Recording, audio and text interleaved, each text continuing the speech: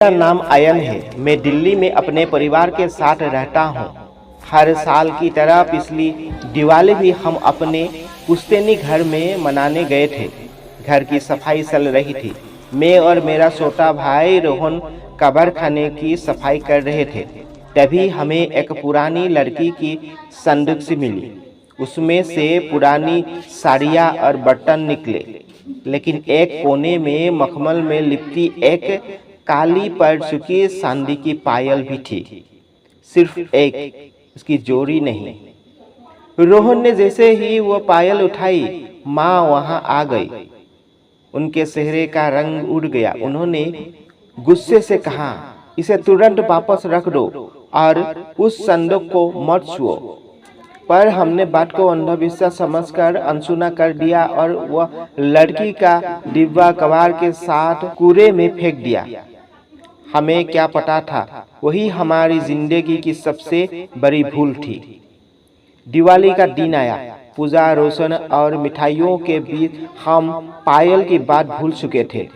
रात करीब 11 बजे दरवाजे पर दस्तक हुई। एक बूढ़ी औरत खड़ी थी, सफेद साड़ी में झुकी हुई, बिना भावों वाली आंखें। उसने कहा, मेरी चीज लौटा दो, मेरी पायल। हम सब आश्चर्य हो गए।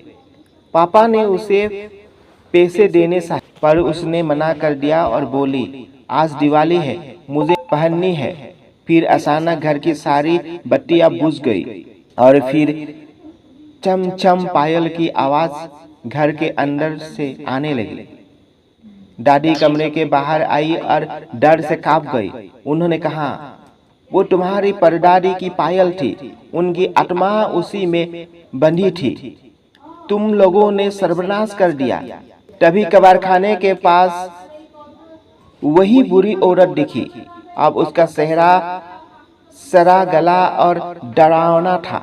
वह तैरती हुई हमारी तरफ बढ़ी। हम सब कमरे में छिप गए।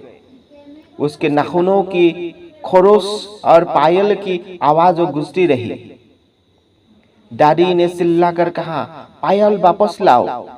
मैं और पापा बाहर भागे और कूड़े के ढेर में वो डिब्बा ढूंढ निकला। घर लौटते वह आत्मा दरवाजे पर खड़ी थी। हमने डिब्बा उसके सामने रख दिया और माफी मांगी। पायल हवा में उड़ी और उसके पैरों में बंध गई।